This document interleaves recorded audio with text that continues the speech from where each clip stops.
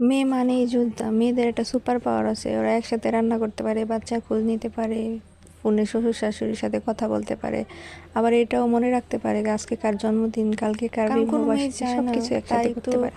গাফলিতি বা একটু আইসেমির জন্য তার হাজব্যান্ড মোজা না পেয়ে বা ওয়ালেট না খেয়ে দেরিতে অফিসে যাক, রান্না হয়নি বলে তার সন্তান না খেয়ে স্কুলে যাক, কোনো মাই এটা চায় না।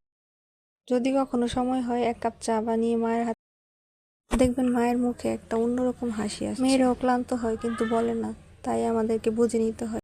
মায়েদের কাজগুলো একদিন বন্ধ থাকে তাহলে পুরো পরিবার স্লো মোশনে চলে, কারোরই খাওয়া হয় না, স্কুল যাওয়া হয় না, অফিসে দেরি হয়, ঘর ঝাড়ু ধোয়া, নাস্তা করা, কাপড় ধোয়া, কার কি লাগবে সবকিছু আগায় দেওয়া, বাজারে লিস্ট করা, সবকিছু। আজ মা হওয়ার পর বুঝতে পারলাম মা কিভাবে এত কষ্ট করে। তাই মাদেরকে সবাই সুপার পাওয়ার মম বলা উচিত। মাদেরকে সম্মান করুন, তাদের যোগ্য